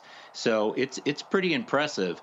And the other thing I'll just note is that, and you don't hear this talked about nearly enough, but we lost a horrific number of black home owners during the Great Recession.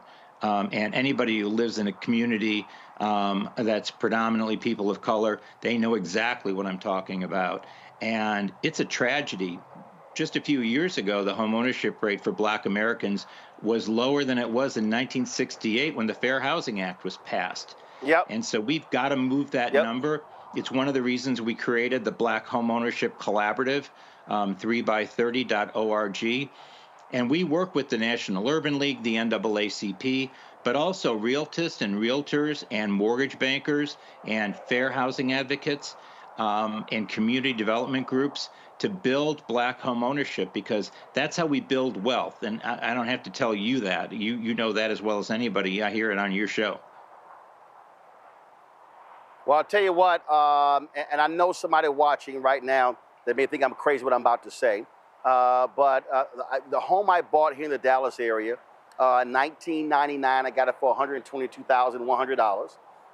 And I would say, property taxes probably was $2,500, $2,700, $2,800, something like that.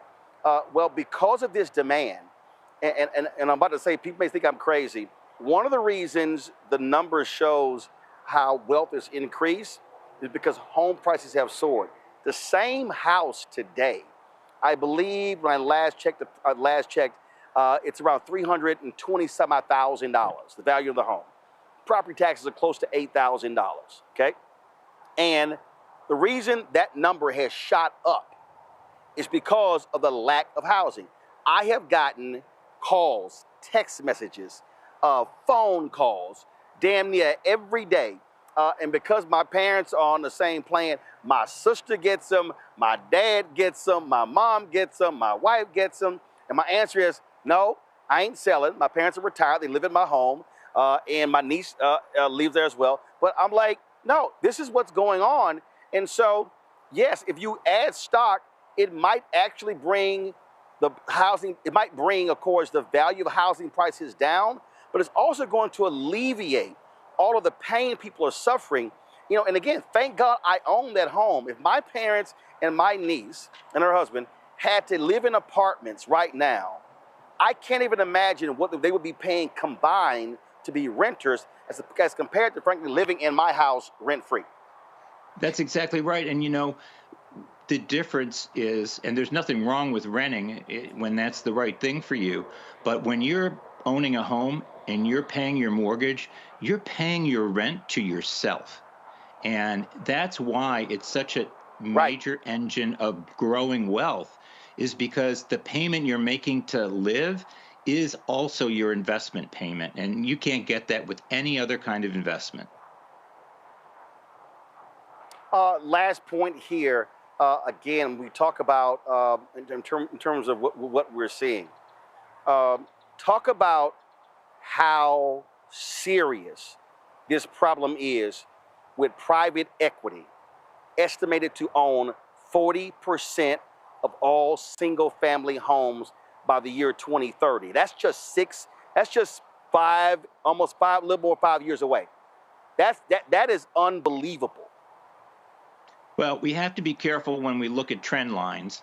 A lot of these companies are moving into build to rent, and we need more rental properties. I don't care whether you build them side by side or stack them on top of each other. What I've got a real problem with is when people are in neighborhoods buying up all the homes off of the multiple listing service, and home buyers can't compete with that cash.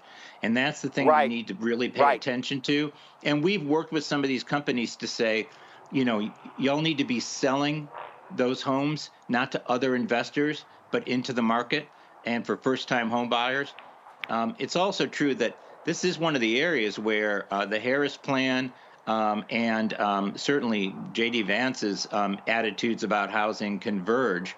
And the reality is that there's a reason why people have been so worked up about this, and it's because folks who want to be homeowners have been struggling to compete.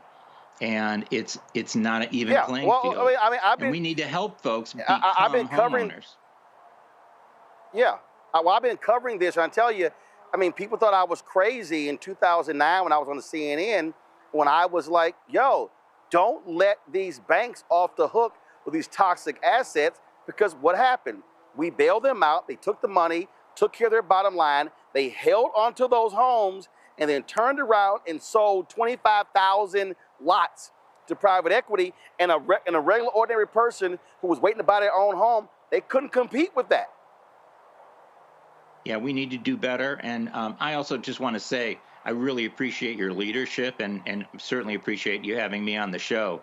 But this is something that everybody's got to be thinking and talking about. And I will also say, if you own your own home and somebody calls you saying, I want to give you cash for that home, you should think about that, because there's a reason they're coming there and trying to offer you that. And talk to your family, talk to your pastor, talk to people you trust, because nobody gives you something for free. And we need to take care of ourselves and protect our wealth. And that's, I think, your listeners are good at that.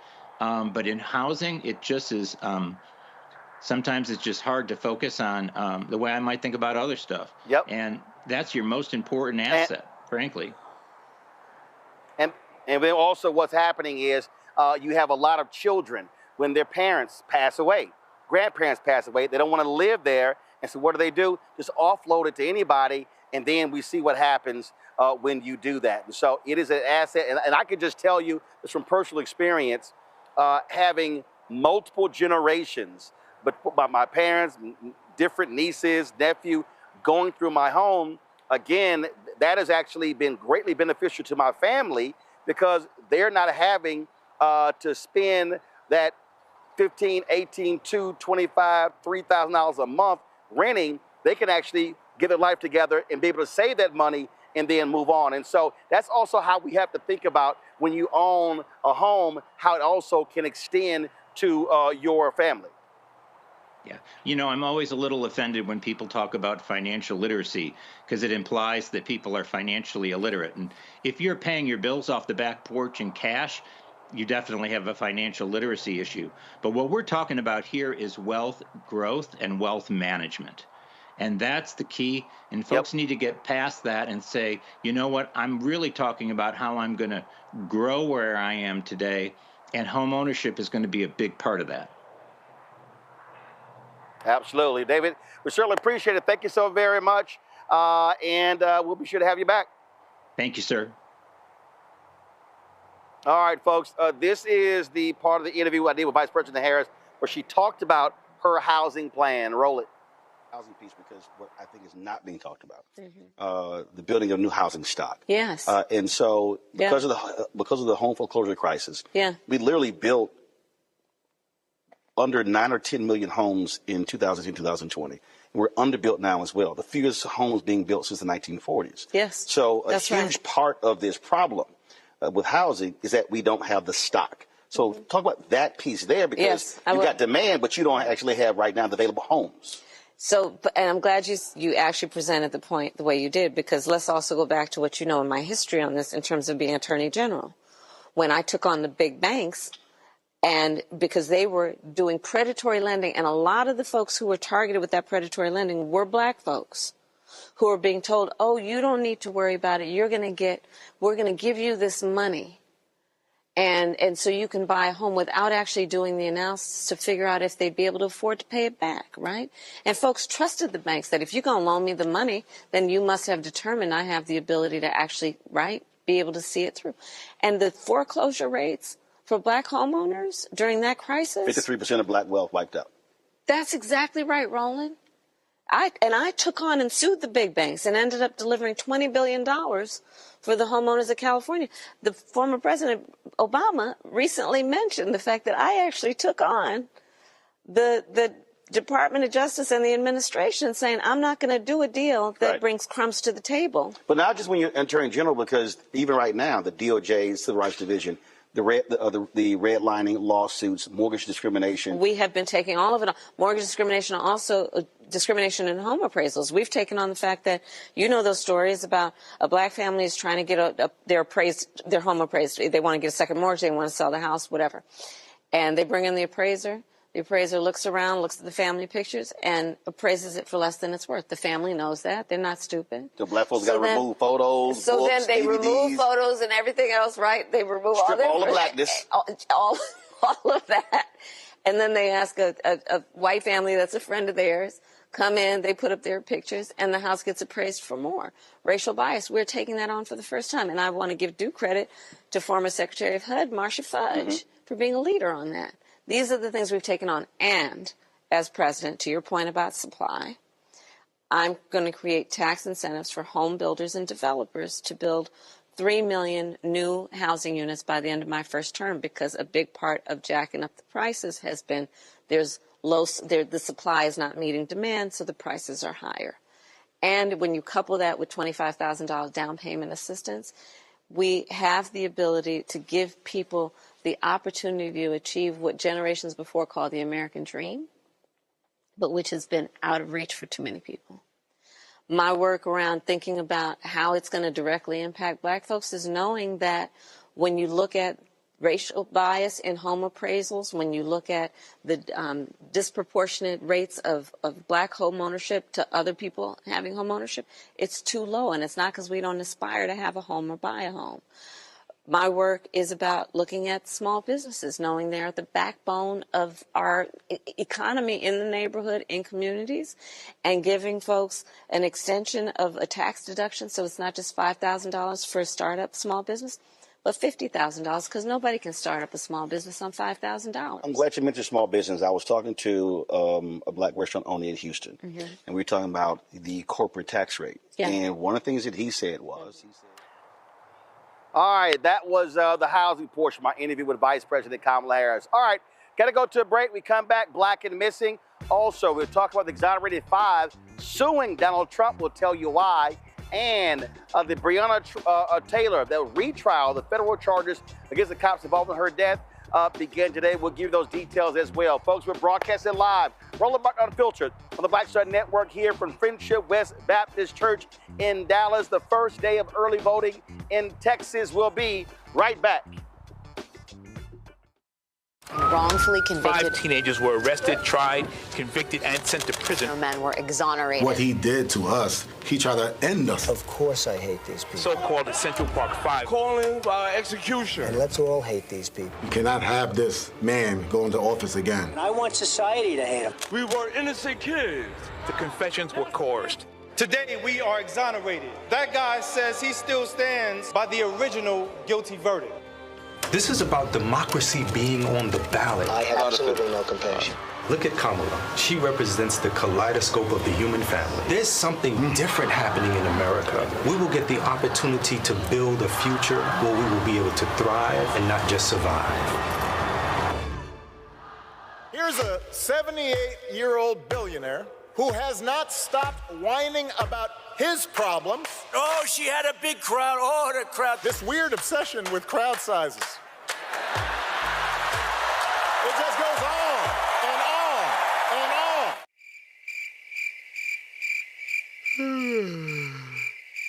America's ready for a new chapter. We are ready for a President Kamala Harris. I'm Kamala Harris, and I approve this message. Bob and I both voted for Donald Trump. I voted for him twice. I won't vote for him again. January 6th was a wake-up call for me. Donald Trump divides people. We've already seen what he has to bring. He didn't do anything to help us. Kamala Harris, she cares about the American people. I think she's got the wherewithal to make a difference. I've never voted for a Democrat. Yes, we're both lifelong Republicans. The choice is very simple. I'm voting for Kamala. I am voting for Kamala Harris. I get it. The cost of rent, groceries, and utilities is too high. So here's what we're going to do about it. We will lower housing costs by building more homes and crack down on landlords who are charging too much. We will lower your food and grocery bills by going after price gougers who are keeping the cost of everyday goods too high. I'm Kamala Harris, and I approve this message because you work hard for your paycheck. You should get to keep more of it. As president, I'll make that my top priority. What's good, y'all? This is Doug E. Fresh, and you're watching my brother Roland Martin Unfiltered as we go a little something like this. Hit it. It's real.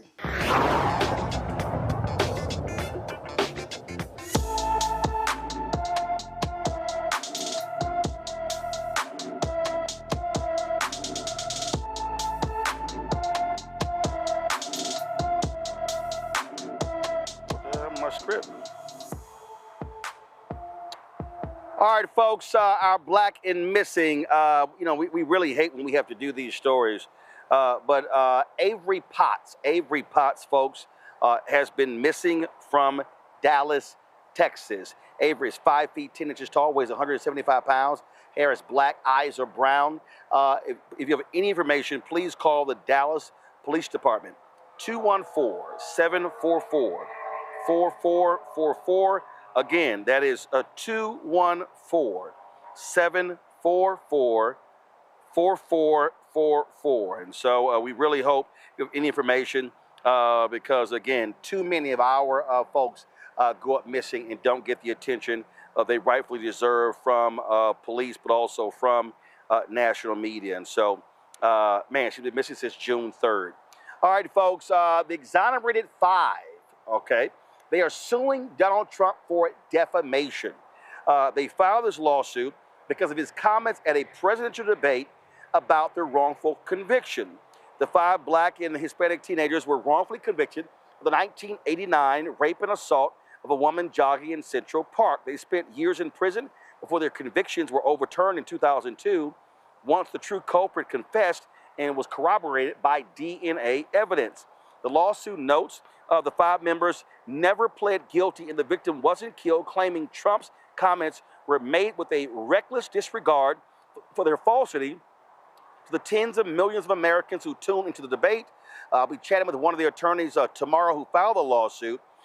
Here's what's crazy to me about this here, Gavin. In the lawsuit, one of the young men, Yusef Salam, says that he went up to Trump at a debate and in the spin room, and Trump says, "Oh, you must be one of my supporters." He says, "No, I'm not." And he said, "Would you apologize?" And Trump just sort of just waved him off and kept moving. The fact that Trump, and man, remember the last election, Trump doubled down and did not apologize for taking that full-page ad out and insisted that they were still guilty. Yeah, look, this is just further evidence of how Donald Trump sees us as black people. So let me talk to those black folks at home who are still deciding who to vote for or whether to vote at all, right? Donald Trump, since the I don't remember what year this was, but Central Park 5, now exonerated 5, took out a full-page ad to have them executed via the death penalty.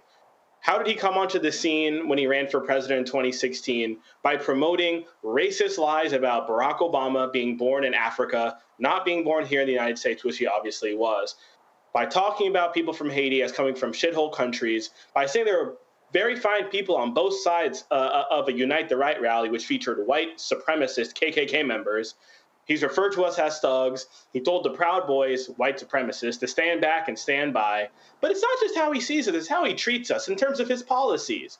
We've talked about on this show how over the 4 years that Donald Trump was in office, the policies that he put in place when it comes to criminal justice and how the Department of Justice was utilized, seeking to strip away health care from many, many black Americans by putting justices onto the Supreme Court who have now been responsible for overturning Roe v. Wade, which has already had and which will continue to have detrimental impacts on black women in terms of furthering the maternal health and maternal mortality crisis that we have in this country. And of course, those same justices who have helped get rid of affirmative action. So again, the fact that Donald Trump continues to spew this racist rhetoric, these lies about the now exonerated 5, fits into a broader pattern of who Donald Trump is. And as we know, when someone shows you who they are, you better doggone believe them. Well, Julian, I'm glad to see them file this lawsuit because he needs to be held accountable for these reckless comments. Absolutely. I mean, he behaves as he's above the law. He's done that consistently throughout his life, actually, failing to rent to Black folks when he was a landlord in Queens. And we could go through his failing to pay people he's contracted with, and then he just decides randomly, well, I'll just pay you this amount. There was a gentleman who was a piano somebody or other, and he ordered 5 pianos and then paid him for 3 and told him, you can sue me for the rest of it. His small vendor didn't have the money to sue him, so he got away with it. He gets away with it time and time and time again. Jean Carroll is waiting for her money, and now the exonerated 5 will be waiting for theirs too, because they're absolutely right to sue him. He has taken them and he's used them as a bulletin board for so-called Black criminality. They never pled guilty. We repeat, they never pled guilty. So I hope their lawyer was on someplace today. He seemed good. And this is a case that he cannot dismiss this if he's elected. We pray that he's not elected, but if he is, he can't dismiss this one. He might be able to dismiss the federal, but he can't dismiss this. Absolutely. Makongo. You know, watching the pictures of the actual trial when it happened that you were showing, it just made me think of the weight of what these brothers had to deal with in 89, 90, like that picture there. I mean, it's one thing when you have police falsely accuse you and all of that, the forced confessions, that's always happened. But then you have a guy like Trump, who on many levels was, you know, one of the most important figures, or at least famous figures in New York at the time, coming at you. And the fact that they were able to sustain that and come out the way they are now, I know just all of the issues that I hear in the interviews and the like. And so I'm really happy that they are still standing, that they are still strong, and that they're able to go after him right now. Some people would just say, I just want to get on with my life. That time's over. I forgive. And maybe they would have if he didn't do what he did in the debate. And he's never going to stop. So just like as Dr. Malvo said with E. Jean Carroll, people have to do this work to shut him up and shut him out. And so I hope that they get every penny. But look, this is a guy who gets lots of charges thrown at him and gets convicted and so on and so forth, doesn't serve jail time, doesn't pay the fines, you know. And so I'm just hoping that we got to win so that these cases can continue. But I'm just really proud of what these brothers and their families have done and what they're continually doing with their lives and getting out there in this public space. And let's lastly remember that the woman who was actually raped endured a lot of this, in terms of there was someone who was actually who didn't want to confess to this, right? And so he lived his life, you know, in prison as well. But I think that there's a lot of victims in this, and I'm just really happy that they're actually going after Trump right now. And I hope that they get everything that they deserve and he gets everything he deserves. Let's go to Kentucky, where opening statements started on today in the federal retrial of former Louisville Metro Police Officer Brett Hankinson. Hankinson is charged with violating the civil rights of Breonna Taylor and others for his actions during a botched raid at her home in 2020.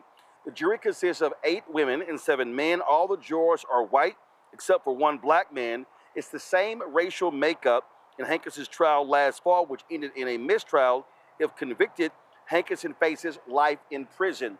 We talk about this all the time on Makongo. This is a perfect example. This is what happens when you have an aggressive Department of Justice Civil Rights Division. That was a mistrial. They could have easily said, you know what, I'm not going to retry them. Well, Kristen Clark's Civil Rights Division said, no, we are going to retry him to get justice for Breonna Taylor. And I'm just going to say that should Kamala win, I'm hoping that Kristen Clark I think he becomes the Attorney General. I mean, I know it's a whole Justice Department, so on and so forth, but this is powerful.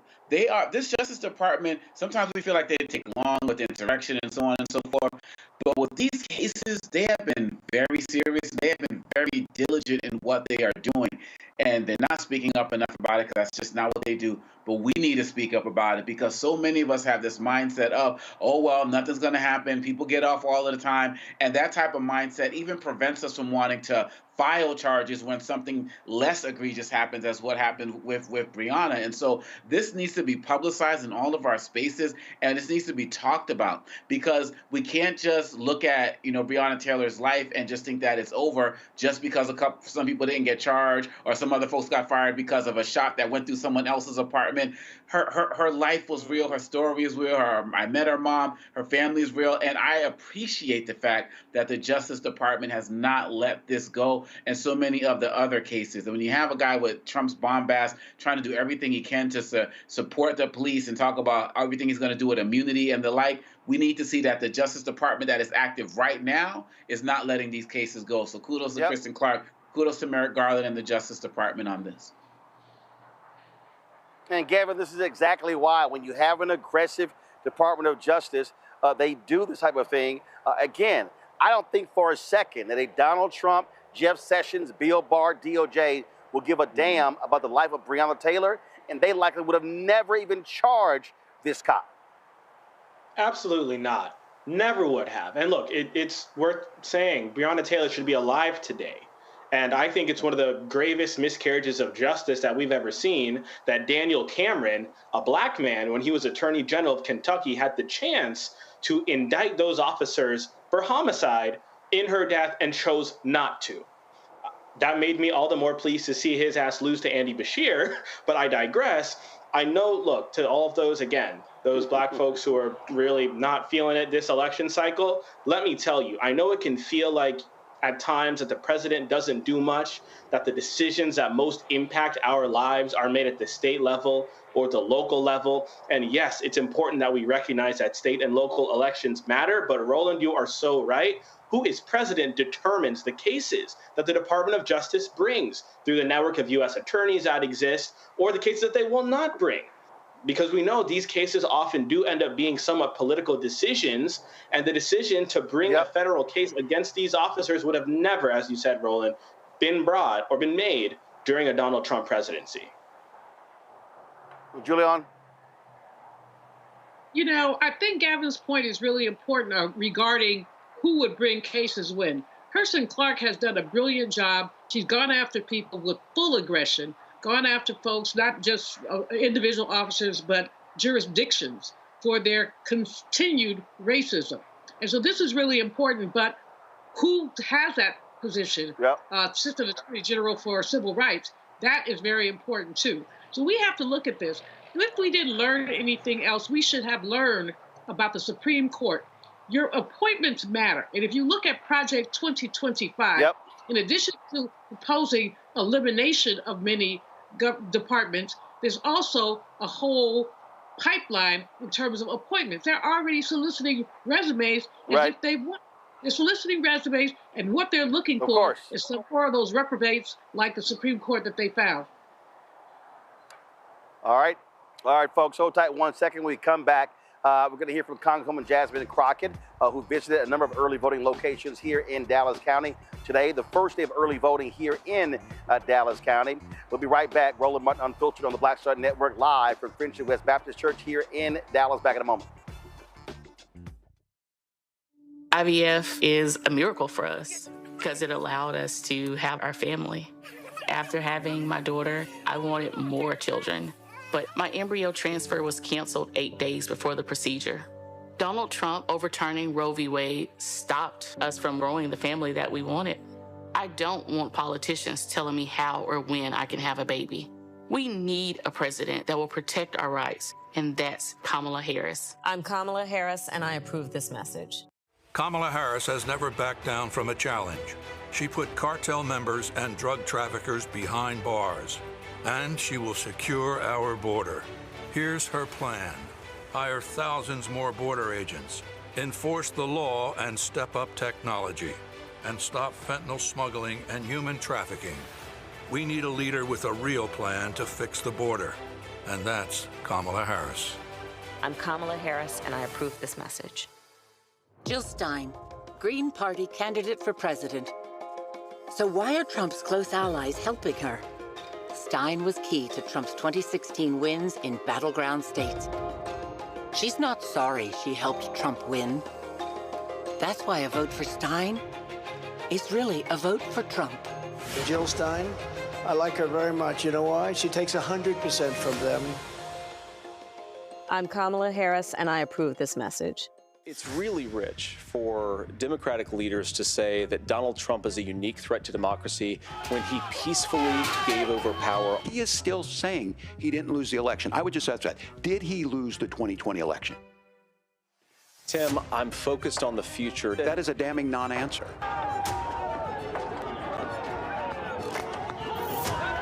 America, I think you've got a really clear choice of who's going to honor that democracy and who's going to honor Donald Trump. Hi, I am Tommy Davidson. I play Oscar on Proud Family, Louder and Prouder. I don't play Sammy, but I could. Or I don't play Obama, but I could. I don't do Stallone, but I could do all that. And I am here with Roland Martin on Unfiltered.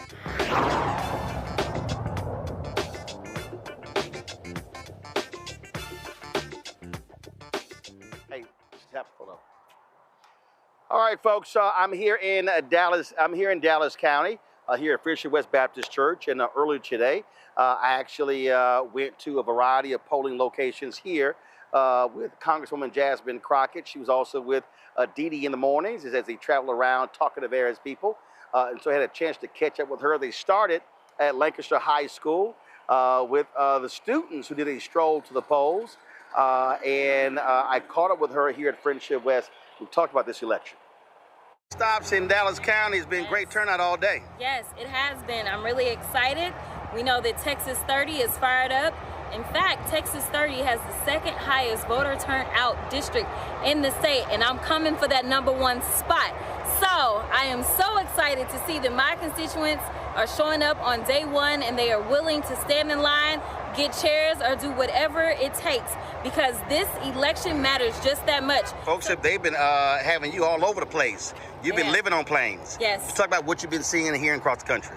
Yeah, it's been really positive, but for me, I tell them to send me into the areas in which they can't send other people into. So I just had a situation in Vegas where 2 young men showed up in MAGA hats and tried to, come at me. But listen, we know where the policy lies, and we know where the lies lie. And so I was able to do my good black job and make sure I explained the difference between a Harris-Walz administration and a Trump-Vance administration. Overall, though, I feel like the momentum is on our side.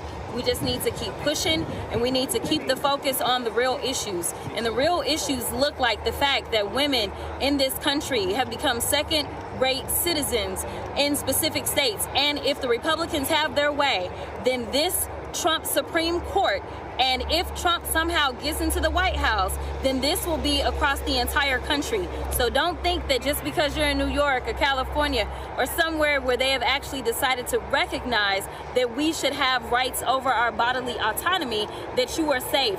That is what's on the line. So make sure that you get out and vote. And honestly, we need somebody. Everybody's talking about economics. My question is, where is his economic plan?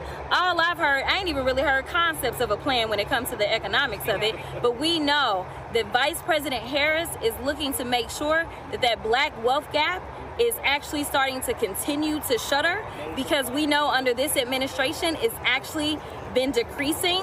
But we know with the policies that they're trying to put in place, continuing those Trump tax cuts, that's only going to put us into a worse situation. So make sure you get out and vote. Whatever your issue is, just Google Project 2025 and your issue.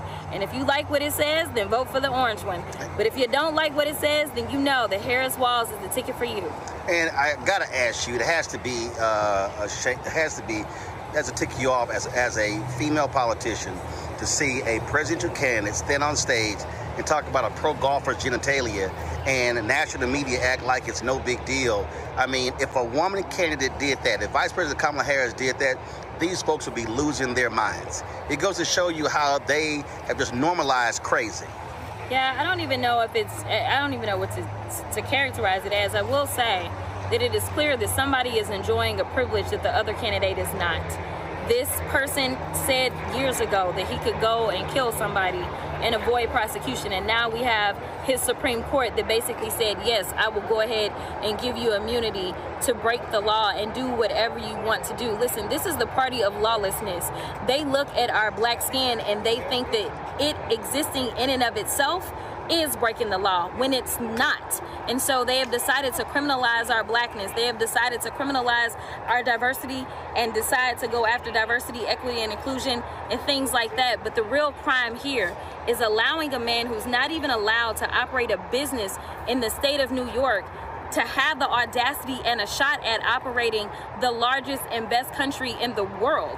It does not make sense. That we know that they continue to move the bar and raise the bar when it comes to my vice president. But let me tell you something, she always rises to the occasion. She even decided that she would go into the belly of the beast and go on Fox News, and then went in and went off on the guy that was interviewing her. So let me tell you, there's only one person that is strong in this race, because as you started off this question, being strong has nothing to do with genitalia. It has everything to do with having character and the ability to lead, and there is only one person in this race, and it just happens to be a woman who has the character that we need to lead us on day one. And I'm about to get one of these shirts to rock on the show. That's right. We're going to get you one before you leave. Yeah, I'm going to I'm gonna have to do this here. I didn't even realize he rolled up, y'all. My petty pastor here, y'all.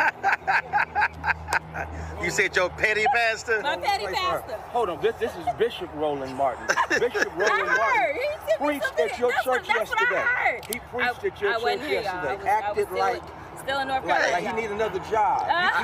You doing good with this I'm good. I'm good. This is the only job. I told you I'm bootleg. But Doc, I thank God for the courage of this sister right here, because in too many instances, our Democrats have not had a spine to talk back and clap back.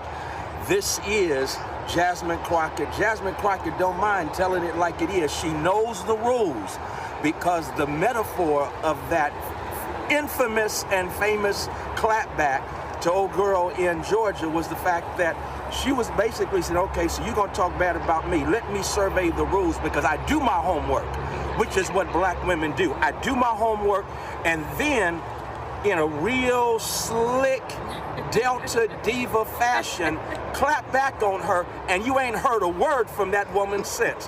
Why? Because that's really what it means. For me, Jasmine Crockett showed us that if we have the spine to clap back at injustice, clap back at racism, white supremacy, toxic masculinity, I'm clapping back at a clown who got hit too many times in the head, and so he wears a shirt that disparages a black woman. His mama's a black woman, and had the nerve to wear a shirt like that in support of someone who does not mind bragging about grabbing women by their private parts. And you got the nerve to wear a shirt like that? I'm clapping back at you because you've had too many hits to the head playing football, and maybe you need to go ahead and get yourself some real therapy and get yourself some help to talk about a black woman like that. And so my thing is, this election is our time, Roland, to clap back against injustice and clap back against the last 10 years of political violence and lying from a pathological liar. And we clapping back not only at Agent Orange, but up and down the ballot, because Agent Orange is trying to infect people up and down the ballot. And I don't want Kamala Harris to, on January 20th, when she holds up her hand and Ketanji Jackson administers the oath of office on the King holiday. Listen, that's Ketanji, that's Kamala, and that's King, a new KKK, because we clapping back against injustice. Oh, come on now, Pastor Haynes. Okay, I'm sorry. Who I'll be waiting for? I'll be waiting for him. Oh my goodness. See what happens when y'all let a preacher get near a camera? Great job there, Pastor Freddie Haynes. Y'all can already tell. So first of all, the polling location here is closed. It is now after 7 o'clock. It is 2 minutes after. Of course, the sun is setting, and so it's not jet black. So doing this is not jet black, but the sun is setting here. It's going down here in Dallas. A great day here, and so it was great seeing so many folks who were here. Yesterday, I had an opportunity. Freddie was at Rankin Chapel at Howard University doing their homecoming service, and so he asked me to do 10 o'clock service So I preached yesterday's sermon. Y'all can go to our YouTube channel. Keenan is actually going to restream that tonight, so y'all can check it out. And so I preached from Judges 4. I said from Deborah to Kamala, God anointing women to lead. So y'all want to check that out. Let me thank Gavin Julian Omakongo for being on today's show. Thank you so very much. Actually, before we go, we have lost folks in Ancestor. And let me do this real quick. One of the Little Rock Nine has passed away. Of course, one of the Little Rock Nine who integrated Little Rock High School in 1957. Thelma Mothershed Ware died Saturday at a hospital in Little Rock after having complications from multiple sclerosis. She was 83 years old. Ware and the other students who integrated Central High School were known as the Little Rock Nine. For 3 weeks in September 1957, Arkansas Governor Orville Farbus used the National Guard to block the black students from enrolling in Central High. 3 years after the U.S. Supreme Court declared segregated classrooms to be unconstitutional, it was President Dwight D. Eisenhower who sent members of the Army's 101st Airborne Division to escort the students into school on September 25th, 1957. And so Thelma Mothershed Ware is now an ancestor, one of the Little Rock Nine. Folks, that is it for us. I'll be back in D.C. tomorrow, and of course in Brooklyn on Wednesday. Edward Waters University, we broadcasted live on Thursday from Jacksonville, so looking forward to that. Folks, don't forget, you see the sticker here. Yes, I did vote, but please use your power. We are seeing a big turnout, but again, I keep saying we need maximum turnout for African Americans everywhere across the country. Do not sit at home. Do not sit on your couch. Use your power, because you cannot complain about stuff and then not vote. It's as simple as that. And I know there's some people out there. I had a brother on Instagram saying no reparations, no vote. Let me remind you, politicians vote on that. You need 218 votes in the House, 60 in the Senate, a president to sign it. It's going to get sued. You need federal judges who are going to agree with you. You get a right-wing Supreme Court. If Donald Trump wins, he'll appoint 2 more Republicans to the Supreme Court. They will control the Supreme Court for the next 40 years. So sit your ass at home. You're guaranteed you will never get reparations. So do understand what politics is all about. Again, folks, be sure we'll see you tomorrow from Washington, D.C. And more as we break down. We're now less than, tomorrow it'll be actually 2 weeks until Election Day. So we're at 16 days. And so a lot can happen between now and November 5th. And so maximize your right to vote. Folks, don't forget, join our Bring the Funk fan club.